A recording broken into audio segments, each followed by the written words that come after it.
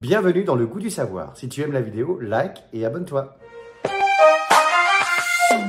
Ah, c'est quand même très beau. C'est quand même très beau ce petit logo, c'est formidable. Alors, on va parler avec toi de la mémoire de travail, Cécile.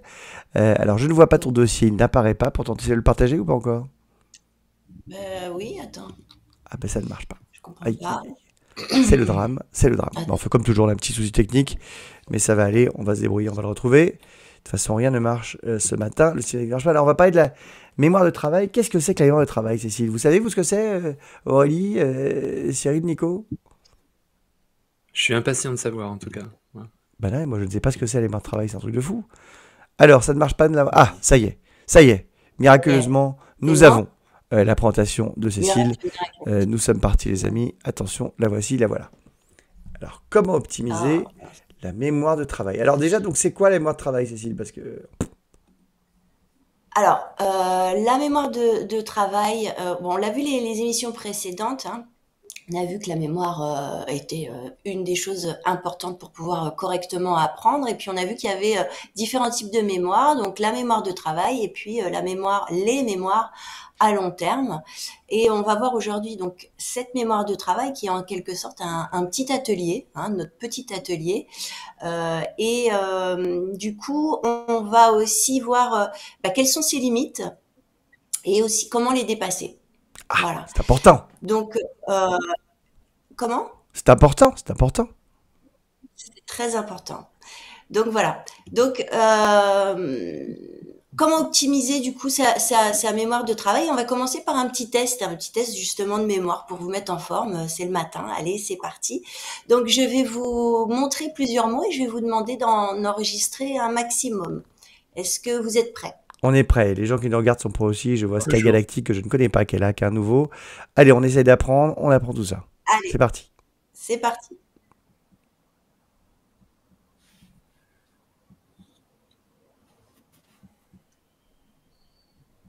On se concentre.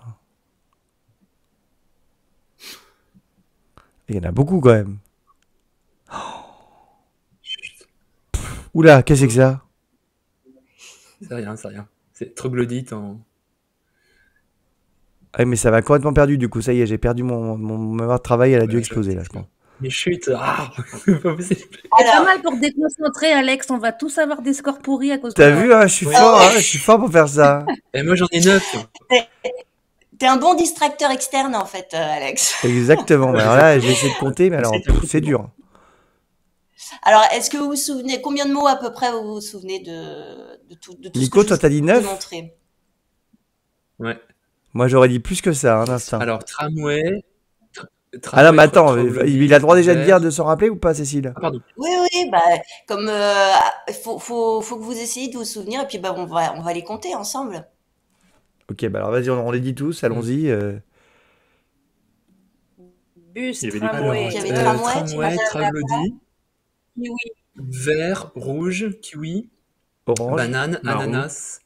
orange, bus. marron. Ça fait plus 9 ça. marron, Il y bus. avait Bus, bus. voilà, oui. 9. Ah, il y avait 9 aussi, t'as raison. On est à beaucoup plus que 9, hein, Vert. Nicolas. Il y T'es avait vert. complètement... On Il a y avait combien de vert. mots au total, Ouais, ouais, Cécile? Alors au total, il y en avait 13. Ah, il y en avait 13. Voilà. Ah oui, c'est ça. On les a tous. Ah oui, on les voilà. Tous, ouais, avec plusieurs cerveaux, on arrive à tous les avoir. Mais c'est vrai que Donc, Ouais, sauf si on quand a un on est distracteur externe. voilà, il y avait ça. Et puis, je ne sais pas si vous avez remarqué, mais il y avait un mot un peu bizarre. bah Bah oui. moi, Vous ça n'êtes m'a pas perdu, ton forcément troglodyte, là. Troglodyte. Qu'est-ce que c'est ça? troglodyte. En fait, c'est un néologisme, hein, c'est un mot qui n'existe pas hein, du tout, mais c'est pour vous montrer que déjà la mémoire a des difficultés. La mémoire de travail a des difficultés à travailler quand elle connaît les mots, c'est-à-dire quand les mots sont déjà stockés dans la mémoire à long terme, mais alors quand elle ne le connaît pas, c'est encore plus difficile. Donc on va voir justement que cette mémoire à long terme, elle sert à quoi?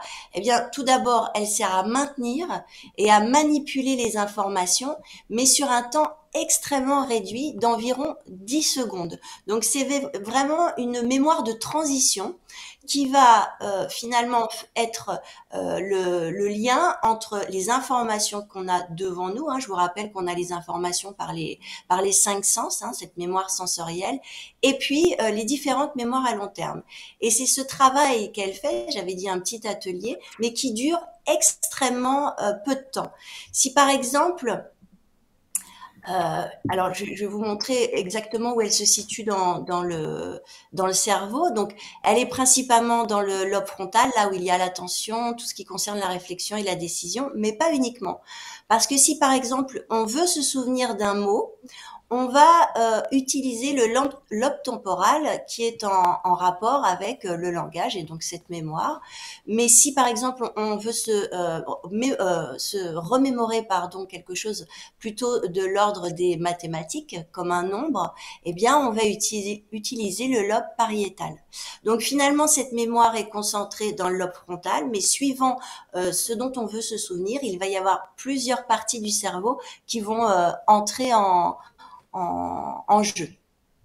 Alors, dans quelle situation on va pouvoir utiliser la mémoire de travail? Par exemple, lorsqu'on est en cours et que le professeur fait son cours et qu'on doit prendre des notes, eh bien, le temps qu'on prenne le stylo, on prenne la feuille ou même qu'on commence à écrire, eh bien, c'est la mémoire de travail qui va enregistrer, mémoriser ce que le professeur a dit, le temps de noter, par exemple.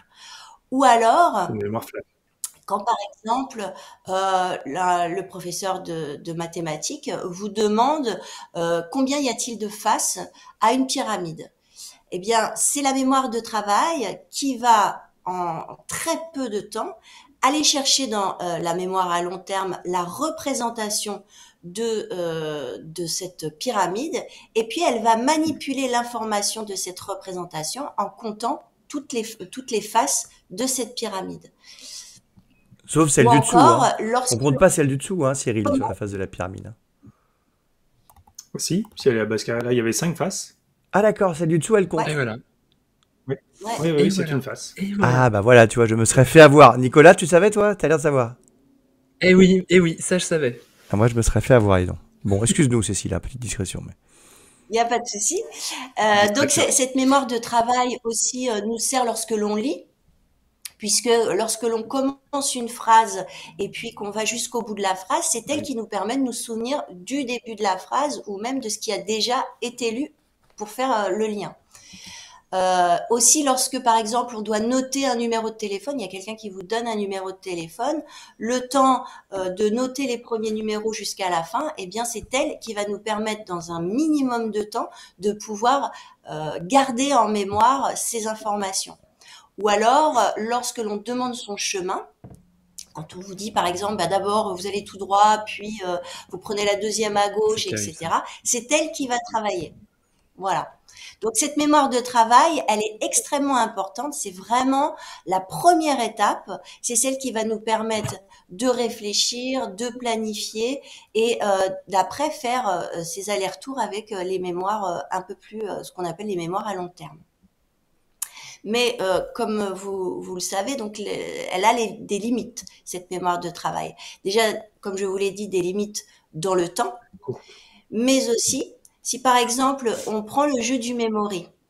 Ah, je suis fort à ça, moi. C'est la mémoire de travail qui fonctionne à plein tube, c'est-à-dire que c'est elle qui doit non seulement reconnaître l'image, mais aussi où elle est placée. Et cette limite, à votre avis, elle est où dans le memory? C'est-à-dire en quoi cela va être complexe pour la mémoire de travail d'agir? Bah alors là, je sais pas moi, parce que c'est long. Le nombre de cartes à retenir, le nombre de positions. Ouais, tout à fait, Cyril. Ça va être le nombre de cartes. Plus il y a un nombre de cartes élevé, plus la mémoire de travail va avoir des difficultés à agir. Donc, avec deux cartes, on joue avec deux cartes, c'est bien. Bah, mémoire avec deux cartes. Ah, je t'en connais bien, Nicolas. Parce que au-delà de la limite de temps, donc la mémoire de travail va avoir des difficultés parce que par rapport au nombre d'éléments. Hein, on va pouvoir mémoriser en un minimum de temps et travailler sur 5 à 7 éléments uniquement. Donc, il y a des limites dans cette mémoire de travail. Mais ce n'est pas une fin en soi, puisque la mémoire de travail va faire des allers-retours avec la mémoire à long terme. Et pour optimiser cette mémoire de travail et pouvoir permettre ces allers-retours, il y a des stratégies à mettre en place. C'est ça qu'on va savoir. Comment on fait? Alors, voilà, comment on va faire? Eh bien, tout simplement, déjà, si je vous demande maintenant de mémoriser ces mots, donc je vais vous le laisser en un minimum de temps.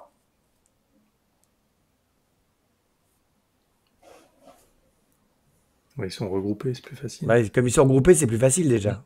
Par thématique. Exactement. Donc ça, c'est l'une des stratégies qui va pouvoir optimiser la mémoire de travail. C'est déjà de mettre les informations de façon efficiente, comme là. Donc ça va être, par exemple ici, il va y en avoir que trois mots groupés, et en plus elles vont être regroupées, enfin ces mots vont être regroupés en thématiques.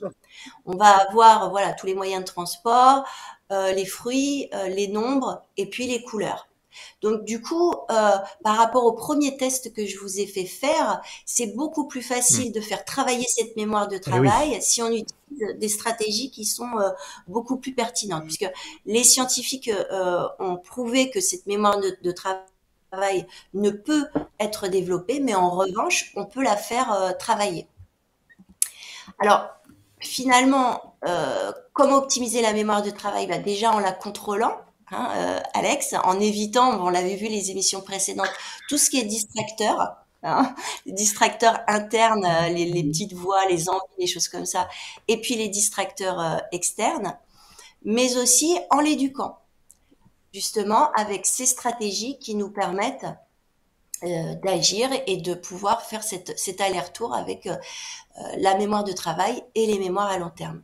Et c'est ce que nous verrons justement l'émission prochaine, ça va être les mémoires à long terme et comment faire justement pour quelles sont les stratégies qui vont être efficaces pour pouvoir gérer toutes ces mémoires et la mémoire de travail. On pourrait parler avec Aurélie aussi, parce que Aurélie, il n'y a pas des trucs qu'on efface volontairement de notre mémoire dans notre vie? Ah bah si, bien sûr, ça c'est le travail du refoulement. On arrive à mettre des trucs sous le tapis et ça marche bien, jusqu'à ce qu'on se prenne trop les pieds dans le tapis et qu'on tombe. Mais non, ça marche bien. Et même ce qui est rigolo, là, Cécile, dans ce que tu parles, c'est qu'on parlait des bilans de QI la semaine dernière. Et l'indice de mémoire de travail, c'est un des 5 principaux indices qu'on teste sur les bilans de QI. Et justement, c'est intéressant de voir comme c'est en difficulté croissante, de voir, il y a certains enfants ados qui arrivent à retenir jusqu'à 7, il y en a, c'est impressionnant. Et ce que je trouve intéressant sur les bilans, c'est qu'on arrive à voir, en tout cas, ce qui est une vraie aide pour l'école, on arrive à voir si on performe mieux en mémoire auditive ou visuelle, parce qu'on se rend compte qu'il y a certains ados qui vont passer des heures à faire des fiches, des cartes mentales, et en fait, ils ont une meilleure mémoire auditive. Et cela vaut mieux qu'ils se fassent des notes dans leur téléphone et qu'ils s'écoutent en boucle leurs notes, parce que ce sera plus efficace. Et parfois, en fait, on se connaît pas assez bien sur comment on fonctionne. Oui, tout à fait. Et le but, c'est vraiment ça, c'est déjà de connaître comment on apprend, bien qu'on sache que voilà, physiologiquement, il y a des limites, mais c'est possible de détourner justement pour savoir comment on apprend. Et puis il y a aussi, même si les mémoires, même si on a des canaux préférentiels, suivant les activités, on va être plus sur un canal auditif, comme tu le disais, plus que sur un canal visuel, ou même des fois les deux. Mais c'est vrai En gros, c'est une vraie gymnastique. Et justement, je vous propose que nous passions maintenant à un cours un peu de gymnastique.